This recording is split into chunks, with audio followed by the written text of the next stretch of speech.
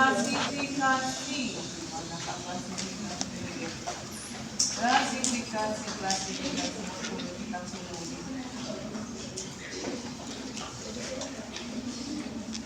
Oke? Ya, ini sejarah itu. Sejarah ini mau dikeluarkan ujian nggak ya? Gampang loh. Enggak. Gampang, sebulan. Ini gampang banget. Dikeluarin nggak? Boleh. Oke, sekarang. Jadi itu hidup itu zaman dahulu itu dimasukkan ke dalam dua kingdom ya. Kingdom animal dan kingdom tumbuhan. Tetapi bakteri itu kadang-kadang bersifat seperti hewan, kadang-kadang seperti tumbuhan. Makanya dimasukkan ke satu dunia namanya protista. Hafalkan, protista. Yang masukkan ke dalam itu adalah namanya Haeckel. Siapa tahu keluar satu soal lumayan ya. Jadi kalau yang memasukkan bakteri ke dalam satu dunia protista namanya Haeckel. Protista itu dibagi dua, eukariota dan prokariota. Nanti kita bahas berikutnya. Kita taksonomi itu belajar apa aja? Klasifikasi, nomenklatur tata nama dan identifikasi. Klasifikasi, kita belajar mikrobiologi. Apa itu mikrobiologi? Adalah ilmu pengetahuan tentang organisme ukuran mikroskopis. Meliputi apa aja? Protozoa, algae, jamur, bakteri, dan virus. Protozoa sudah diberikan oleh dosen parasitologi. Ya? Nggak salah Dr. Sukman. Ya. Perkenalan, saya Mariam Purwanta, saya dokter dan bukan profesor. Tadi ada yang manggil keliru, saya apoteker.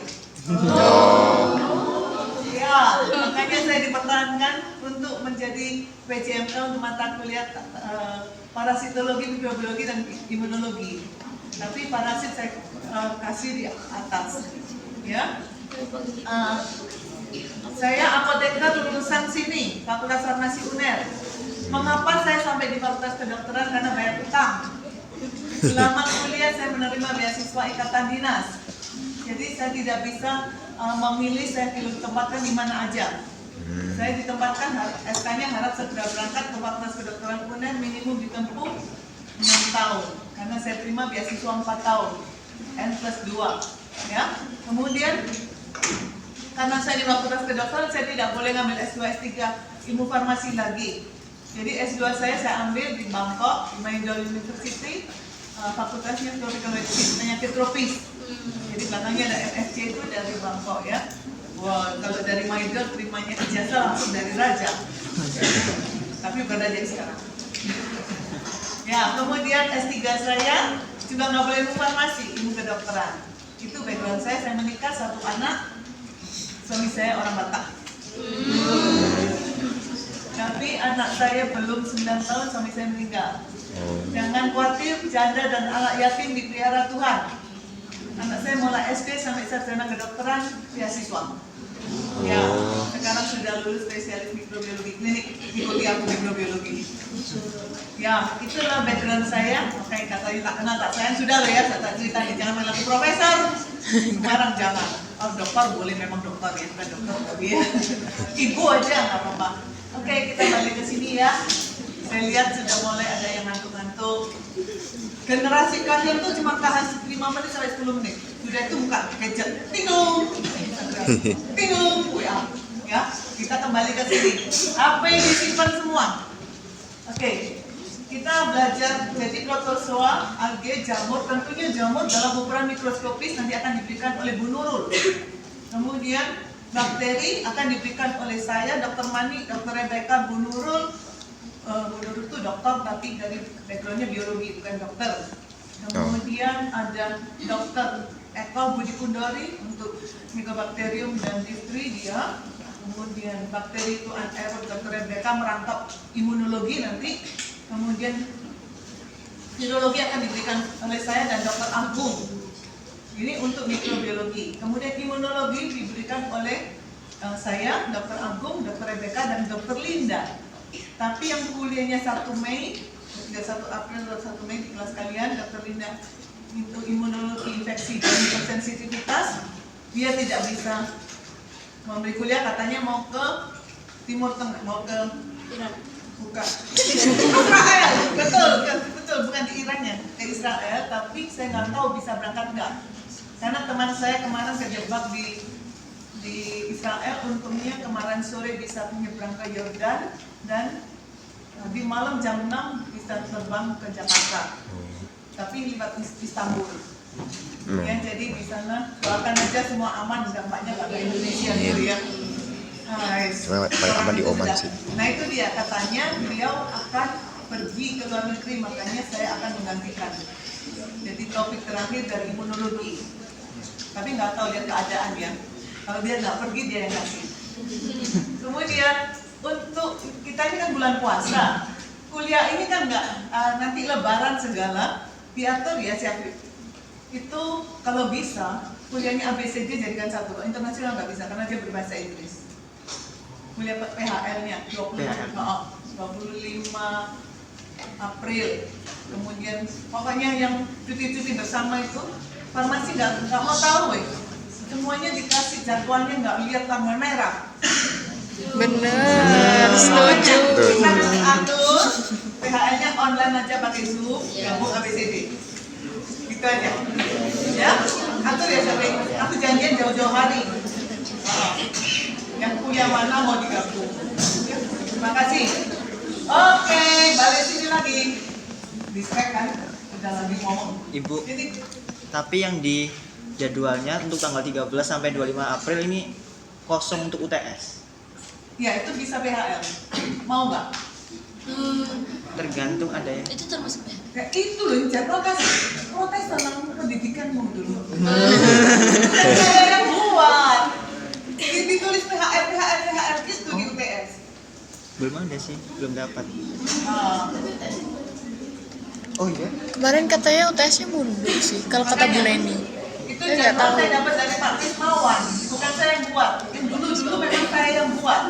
Kalau jadwal kuliah yang saya buat tuh ada nama dosennya, ada nomor HP-nya segala. Tapi kali ini semuanya datang dari farmasi. Saya tinggal menjalankan tugas saja. Oke, sebagai informasi saya sudah pensiun. Jadi per 2024 November itu saya sudah pensiun. Tapi masih diminta untuk menjadi koordinator untuk mata kuliah ini. Jadi statusnya sebagai dosen luar biasa. Jadi nggak dibayar bulanan, nggak. Katanya Prof Indri loh ya, Maria kamu tuh seperti tukang beca. Kok bisa? Dibayar nek mancal. Jadi saya cuma dibayar kalau ngajar. Tidak ada tunjangan, tidak ada gaji bulanan karena saya sudah dapat pensiun. Gitu ya. Jadi nanti kalau ketemu di jalan kalian yang nyapa ya. Kemarin saya ketemu di mall, kaget aku disalimi mahasiswa. Mahasiswa mana? Lupa ya.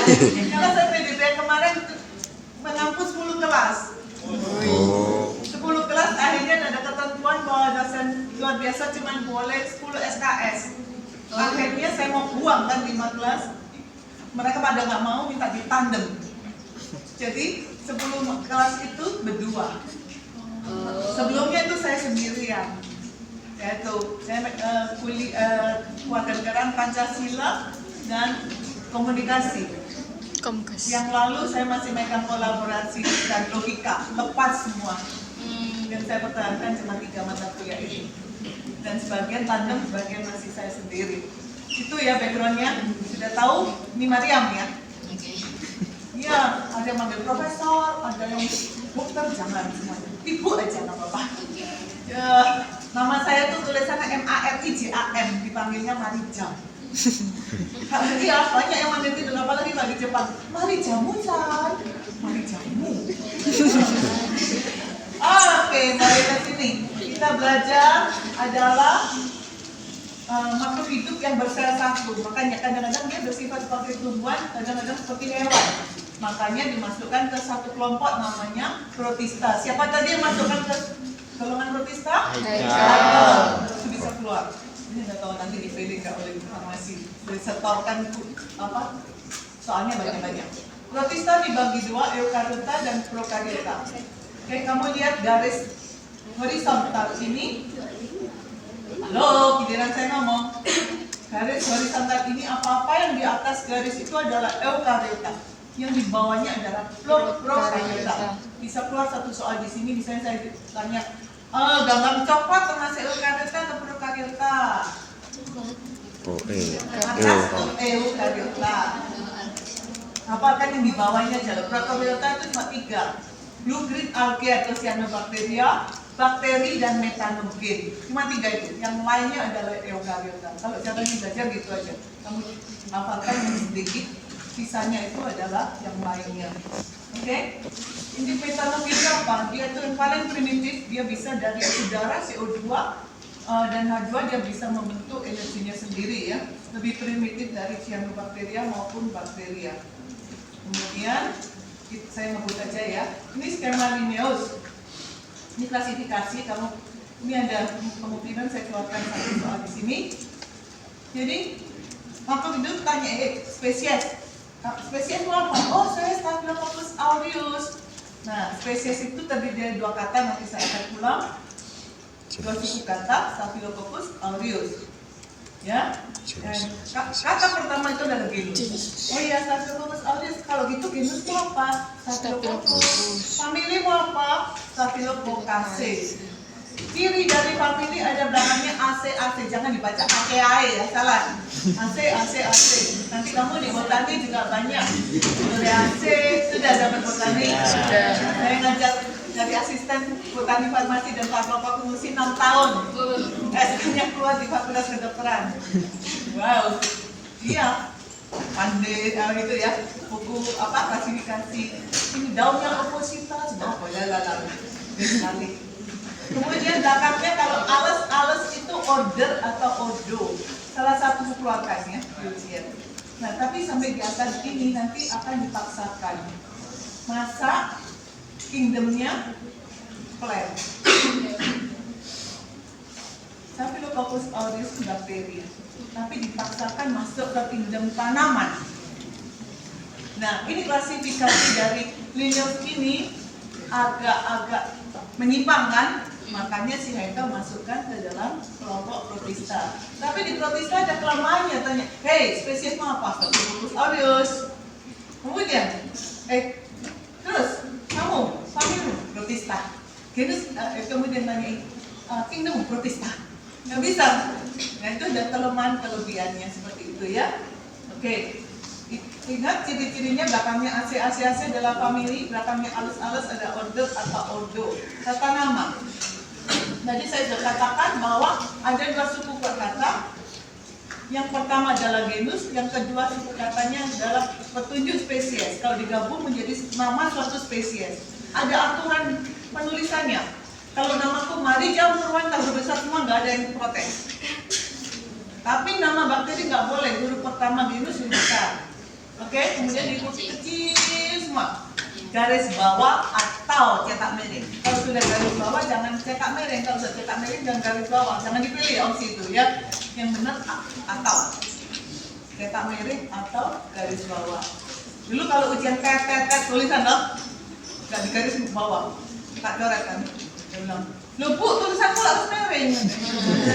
Enggak ya. Pokoknya kalau pakai mesin ketik itu italic atau underline, oke? Atau selesai. Taksonomi tadi kita sudah mempelajari klasifikasi dan tata nama. Terakhir identifikasi. Identifikasi. Balik ke sini. Ngomongnya nanti aja ya. Ini kita mengidentifikasi bakteri ini siapa sih? Berarti gitu ya. Tahu siapa? Identifikasi. Misalnya di kelas ini saya akan tanya, laki atau perempuan? Perempuan. Laki sis. Laki. Duduk di baris berapa? Belakang. 1. Kamu bilang belakang, bilang depan. Tak balik. Oke, laki di baris 1. Yang pakai kacamata siapa dia? Ketemu dia. Begitu juga dengan mikrobiologi. Kamu tahu ini ada bakteri, kamu lihat sifat-sifat koloninya. Koloni dilihat di plate ya. Morfologi di mikroskop. Oke? Oh ya, bulat-bulat. Kecil-kecil ya, metodenya 1 mm. Kelihatannya kok ada pigmennya, seperti ada pigmen kuning macam-macaman, Staphylococcus aureus. Nggak boleh dulu. Kita lihat lagi, ambil, taruh di mikroskop. Kemudian kita taruh di mikroskop, dilihat dia bulat-bulat loh. Iya bulat. Fokus tuh, fokus semuanya itu juga fokus ya. Kemudian dicek. Setelah dicek, oh gram, kita biasanya gram ya. Kamu nggak dapat kuliah sekarang dikurangin. Ada videoku banyak untuk gram. Oke, gram positif. Fokus gram positif. Yang kan aku bilang fokus, oris tunggu dulu. Sudah fokus juga fokus gram positif. Kemudian uji biokimia.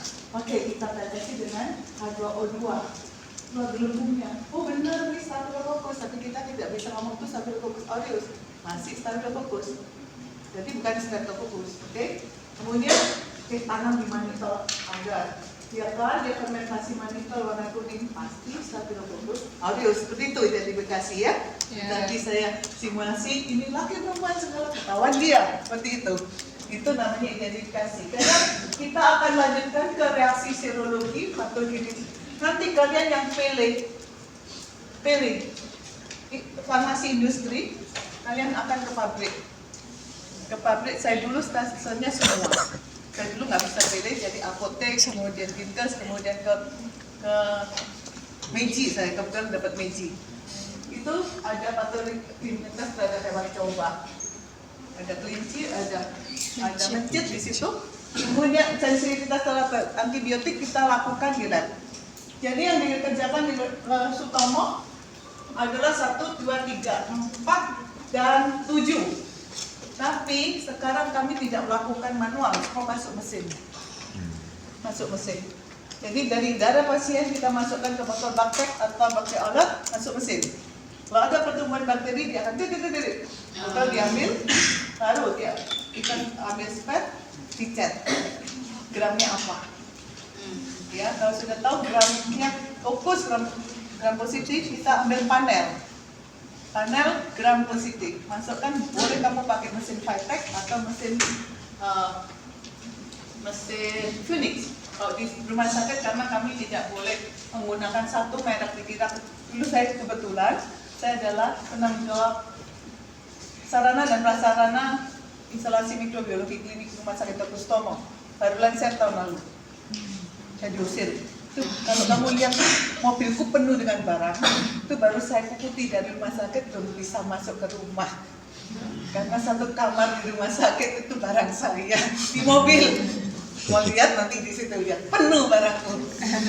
Belum saya kukuti. Nah itu di sana ada Biomeru dan BD saingan. Jadi kami pakai alatnya dua-duanya. Ya itu dia. Nanti akan keluar. Sudah keluar langsung. Oh bakterinya ini, antibiotiknya ini. Enak sekali masuk mesin.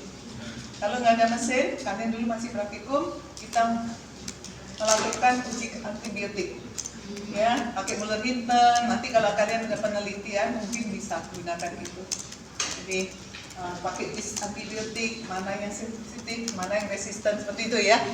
Tapi kalau sekarang sebenarnya di rumah sakit Sutomo otomatis, tapi jadi mahal.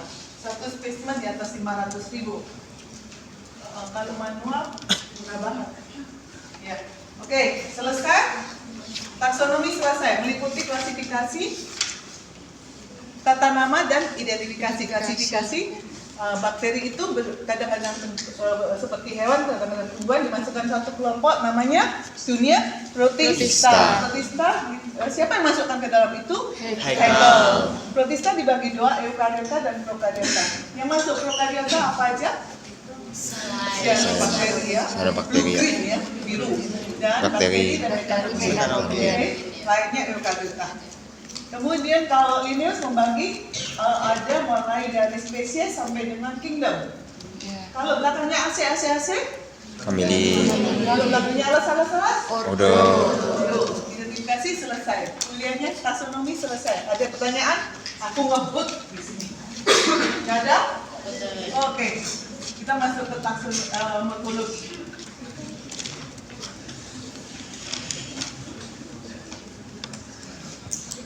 Oke, bakteri ukurannya setengah sampai 1 mikrometer kali 2 sampai 5 mikrometer. Kuasa.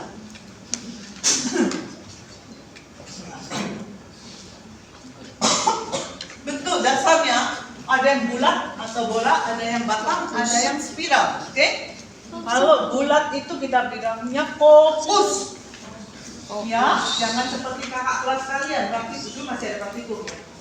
Dia lihat di mikroskop, bu, saya ketemu bu, bakterinya apa? Cocosmu, fokus, oke? Bulan tuh fokus. Cocosmu. Ada bentuknya batang, kita bisa bilang bacillus. Kamu batang, kamu lihat ujungnya. Kalau siku-siku itu, kita bisa tebak. Virusnya itu bacillus. Nanti akan diberikan oleh Dr. Rebecca. Dia akan memberikan oleh bacillus subtilis, bacillus itu toh.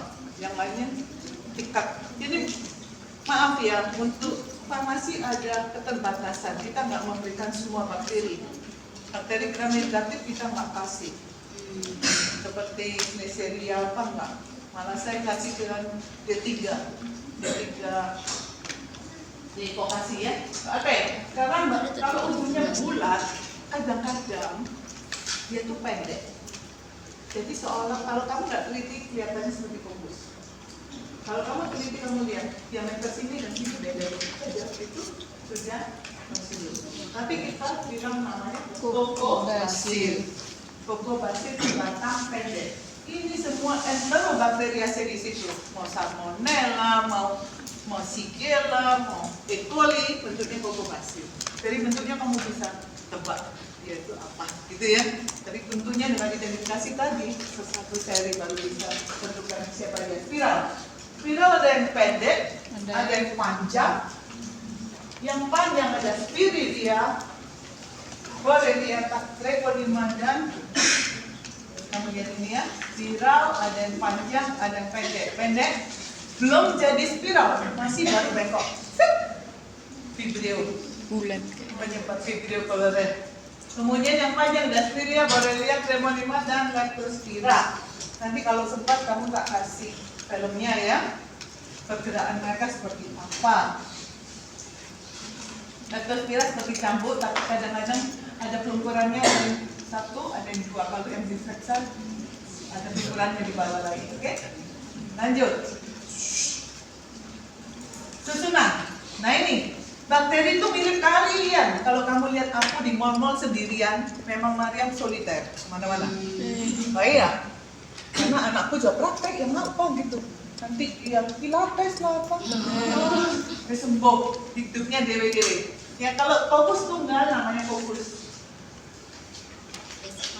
Seperti kalian ada yang gini kan, antar mas, kemana-mana berdua. Fokus juga ada kemana-mana berduaan, namanya diplofokus. Oke, ada yang gengnya lebih besar lagi, berempat, namanya gakia. Nah, empat depan, empat belakang tuh bubus, namanya sarcine. Nah ini yang ngaco nih. Kalian tuh kalau dulu ya, kalau dari kampus B, praktikum ke kampus A, farmasi belum pindah sini. Mereka jalan lewat Sutomo, nyebrang loh, ada maju, ada mundur. Akhirnya bingung kan yang pengendara. Itu sama dengan itu. Bakteri ada jentrek, namanya Streptococcus. Tuh, kemudian yang bergerombol kemana-mana gengnya itu aja. Sama bakteri juga yang bergerombol, namanya Staphylococcus. Gak tahu ya. Kemudian yang batang yang sendirian namanya Bacillus. Kalau berdua Diplobacillus, kalau jentrek seperti gerbong Streptobacillus. Tapi kalau seperti palisade, pagar namanya palisade. Ini ya, yang subjek. Oke, sekarang ini yang agak, aduh, cepet banget waktunya. Struktur kuman. Kita lihat satu bakteri, kamu lihat satu ini. Kelihatan nggak petunjuk? Nah, di sini ini adalah dinding sel, oke? Ya. Perhatikan apa-apa yang di dalam dinding sel ini, mulai dinding sel ke dalam, semua bakteri punya. Tapi apa yang di luar dinding sel tidak semua bakteri punya. Apa aja yang ada di luar dinding sel? Ada bibit-bibit tutupi. Nah ini ada flagella. Oke? Flagella ini adalah tonjolan dari sitoplasma. Karena dia sitoplasmanya nonjol, ini tentunya ada laputnya ya. Dia lentur, dia alat bergerak. Oke? Dia alat bergerak. Flagella kalau satu di ujung namanya monotrichus. Lihat tangan saya, satu di ujung monotrikus. Kalau banyak di satu ujung namanya lofotrikus. Kalau di kedua ujung mau satu mau banyak amfitrikus.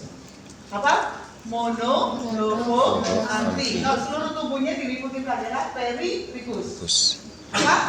Mono, lofo, amfi, peri. Bukakan rincian ya. Apa? Oke. Banyak di satu ujung. Mono. Salah banyak kok. Amfi. Peri. Lofo, balik ya. Kalau di kedua ujung. Amfi. Kalau seluruh tubuhnya. Peri. Kalau banyak di ujung. Lofo. Kalau satu di ujung. Mono. Satu soal ya. Oke, lanjut. Kemudian ada pilih. Saya nggak akan lihat yang out, kamu baca sendiri ya. Pilih. Nah, pilih ini adalah tonjolan dari membran. Membran sitoplasma di sini nih, membran sitoplasma tonjol. Jadi dia kaku. Lebih pendek dari flagella. Flagella itu proteinnya flagellin ya, gampang ya. Lebih pendek daripada flagella, tidak untuk alat gerak. Apa sih gunanya pilih? Sensorik. Biar Sensorik. Dia untuk menancapkan diri di host. Bakteri pilih, kan punya pilih diusut, ada. Kemudian kamu usut dia, nggak mau gitu ya. Makanya dia lebih virulen. Dan faktor virulensi bisa pilih, bisa kapsul. Nanti kalau ada bukan alat gerak ya, cuma dipilih ya. Tapi ada pilih yang namanya pilus F. Dia tuh pilus F dari bakteri ini bertemu pilus F dari bakteri ini. Kemudian akan tukar menukar materi genetik. Ini prosesnya namanya konjugasi. Kuliahnya menurun nanti genetika mikroba. Ya, itu menurun yang akan berikan konjugasi. Termasuk apa? Termasuk sifat resistensi terhadap antibiotik.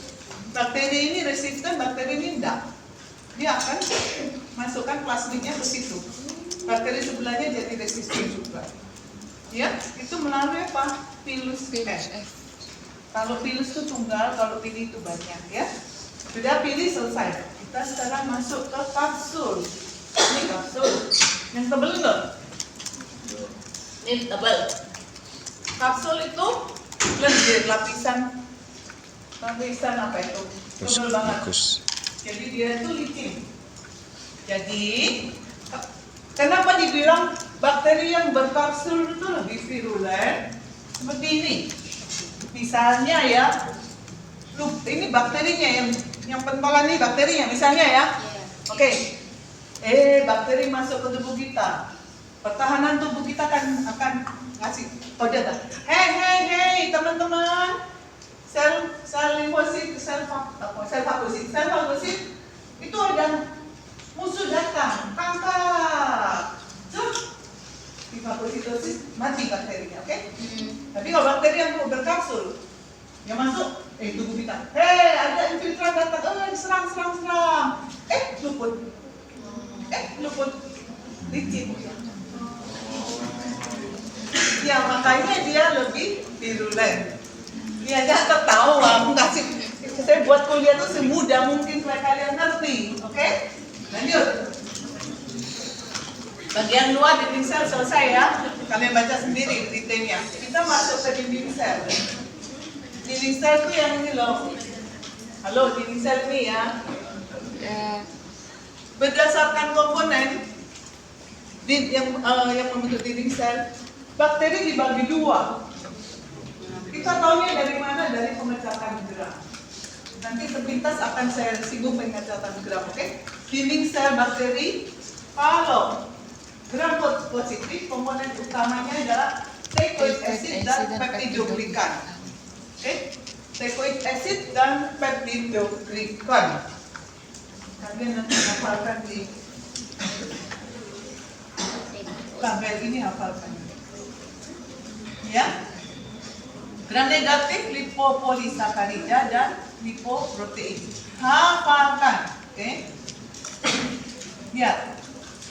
Peptidoglicannya tebal banget kalau gram positif, makanya banyak antibiotik yang ditujukan khusus ke gram positif itu menghancurkan dinding sel. nanti Dr. Pepi yang akan memberikan antibiotik ya. Bukan nanti. Minggu depan atau besok, kan ngerti. Saya nggak apa. Oke? Inilah peptidoglikan. Peptidoglikan itu terdiri dari saya ngomong. Suaranya bersih seperti kumbang. N-asetilglukosamin, N-asetilmuramic acid, N-asetilglukosamin, N-asetilmuramic acid, oke? Kemudian di sini ada protein. Proteinnya biasanya bisa 4 atau 5. Kemudian antara protein ini dan protein ini ada ikatan peptida, hubungan. Jadi antibiotik nanti ada kerjanya di dinisel, ada yang kerjanya di peptidoglikan, ada yang di asam aminonya ya. Nanti lihat itu Dr. Pepi. Pembentukannya nanti saya akan tunjukkan filmnya. Kemudian, nah tadi ini ya, asam amino di sini cuma 3 macam ini, hafalkan. D-glutamic acid, D-alanin, dan DAP atau mesoaminolimeric acid. 3 asam amino itu yang menentukan bakteri ini, misalnya ya, dia ada kombinasi glutamic, alanin, glutamic misalnya gitu, atau alanin, DAP, glutamic seperti gitu ya. Susunan dari protein ini atau asam amino ini menentukan bentuk dari bakteri itu. Ya mau bulat, mau batang, itu tergantung dari susunannya asam amino ini. Oke, lanjut. Kemudian kita lihat ini. Tabel ini hafalkan ya. Ya, hafalkan. Gram negatif tidak punya asam teikoat. Teikoid acid enggak punya.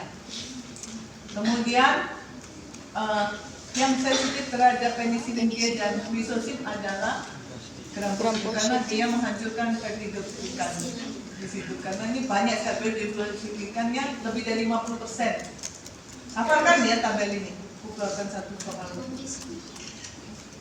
Masih ada 13 menit. Ini tabelnya sudah diberikan, kemudian pilih sudah kapsul selesai. Sekarang apa yang di dalam dinisel ada membran sitoplasma, kemudian mesosom. Mesosom itu pelipatan ke dalam dari membran sitoplasma. Berarti gambarnya ada. Nanti saya akan kasih animasinya ya. Sambil melipat ke dalam, jadi ini kan bakteri ya. Membran sitoplasmanya itu melipat ke dalam jeglong ini. Dari sini ke sini. Sambil melipat ke dalam, dia membentuk dinding sel di luarnya. Dia memicu juga inti sel pembelah. Akhirnya dari mesosom ini terjadi satu sel menjadi 2 sel. Mulai masuk, gitu ya. Saya akan tunjukkan animasinya. Semoga selesai cepat. Kemudian kalian lihat sitoplasma kalau dekatnya genom atau nukleus itu ya kayak DNA. Kalau dekat ribosom kayak RNA. Karena ribosom itu membentuk protein nantinya. Bahan bakunya kan RNA. Kemudian badan inklusi body. Bakteri ternyata sama dengan kalian. Ada yang, kamu tabungnya apa? Rupiah. Kamu apa? Emas. Yang kamu tabungnya apa? Dolar. Seperti gitu. Bakteri juga itu menyimpan cadangan makanannya, ada yang amino, ada yang fosfat, macam-macam. Yang bakteri yang menyimpan cadangan makanannya berupa fosfat itu nanti ada diberikan oleh Dr. Eko Brigundori, Corynebacterium. Dia akan menyimpan cadangan makanannya berupa fosfat ke ujungnya.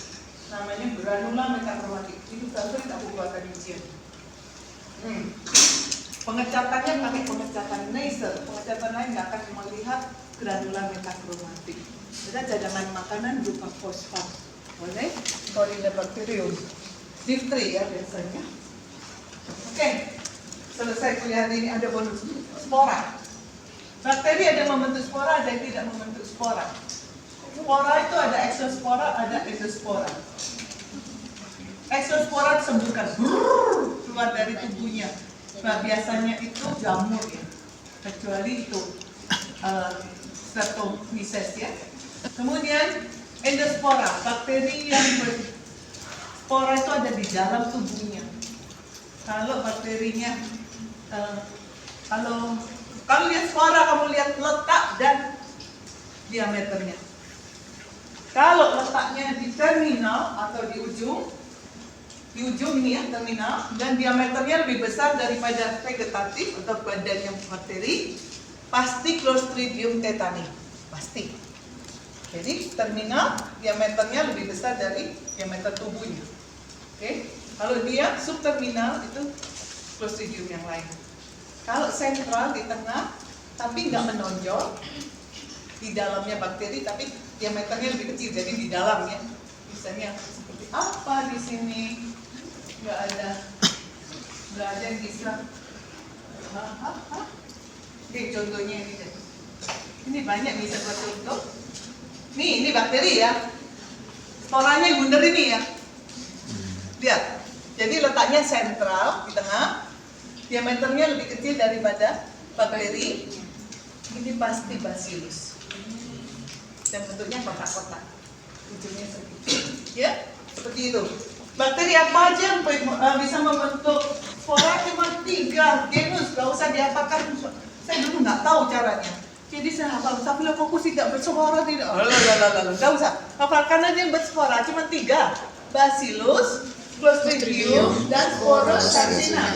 Sporosarcina kamu tidak belajar. Itu di bakterinya lingkungan, kita nggak belajar kesehatan. Oke? Cuma 3 ya. Ini loh lihatan kalau di sentral diameternya lebih kecil dari vegetatif itu bacillus.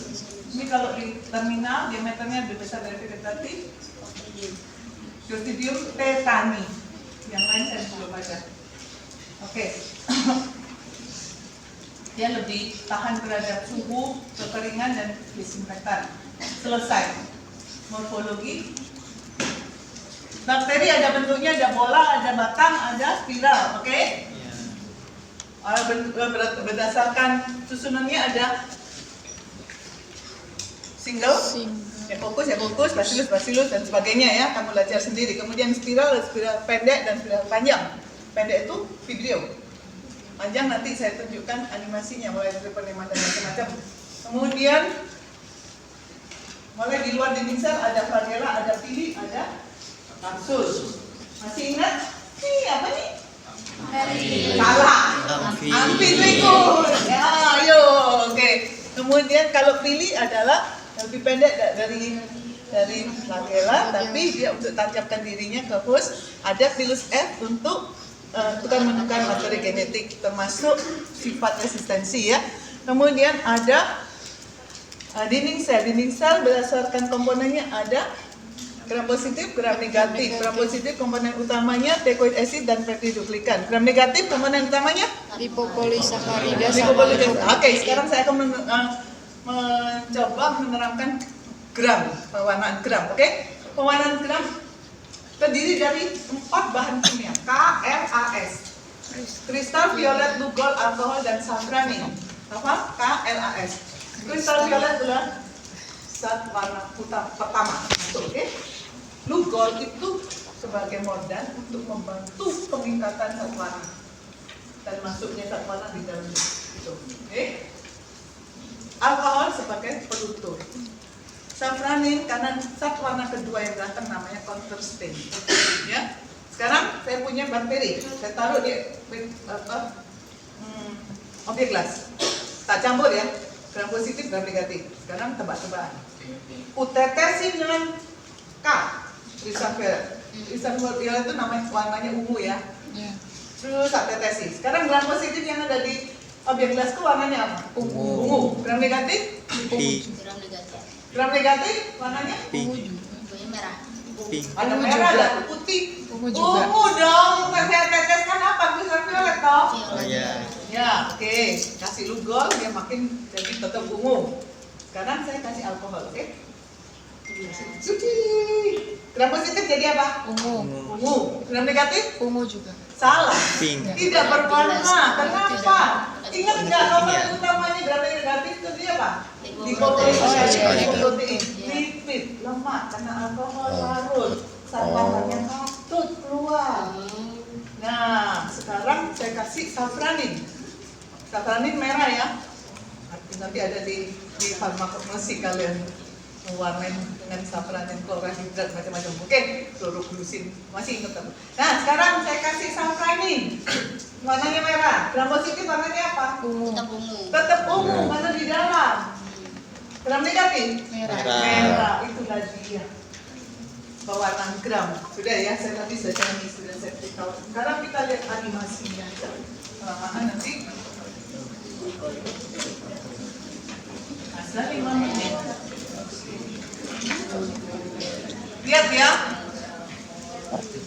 Mulai. Terbentuknya mesosom. Nah, itu lekukan ke dalam. Nukleusnya pisah. Sambil melepuh ke dalam, dia membentuk dinding sel di luarnya. Jadi satu sel jadi 2 sel. Sudah? Oke, saya akan ulang. Yang lamun biarin ngelamun. Oke, ini membran sitoplasma. Oh. Media player. Coba saya pakai ini. Media player. Mau nggak? Oh, mau ya. Klasik. Itu membran sitoplasma. Klasik. Tempat lalu lalangnya bahan kimia ya. Sudah. Not next. Ini jangan online. Kalau online ketahuan itu nggak beli programnya.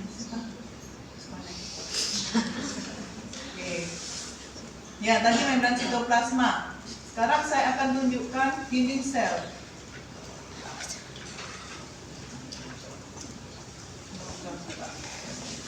Nanti nggak disiapin.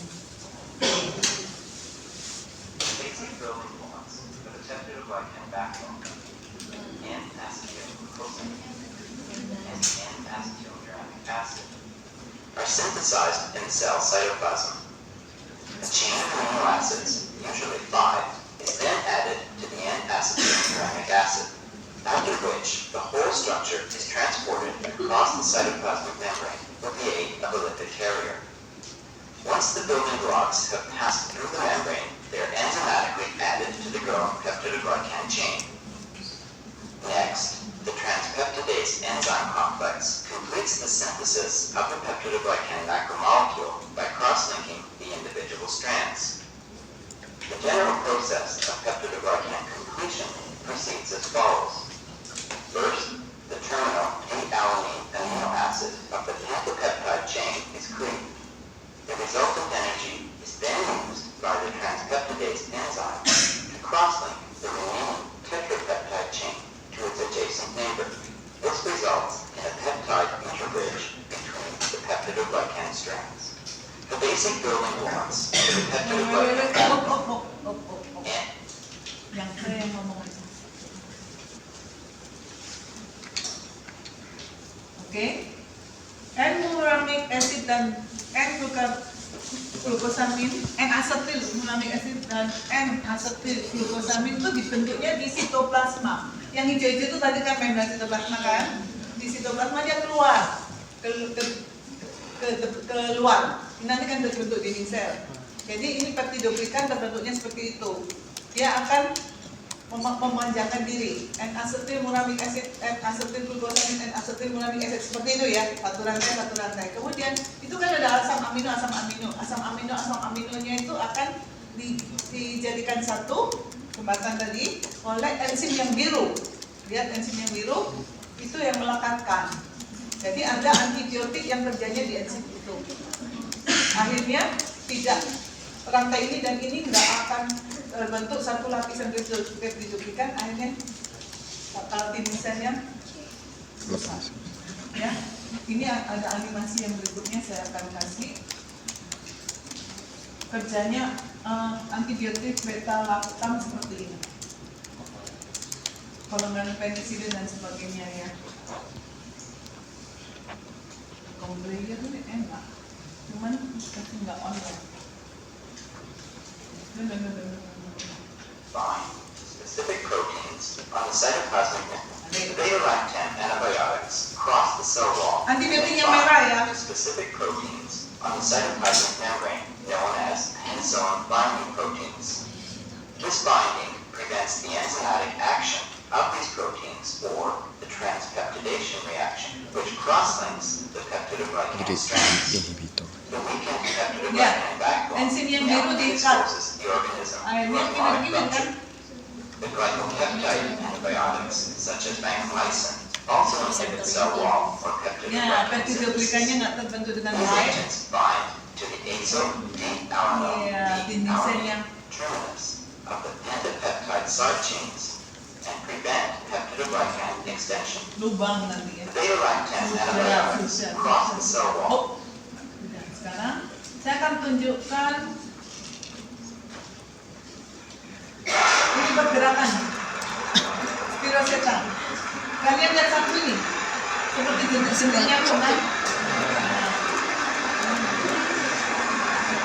Kayak TV nggak sih? Kayak video G13.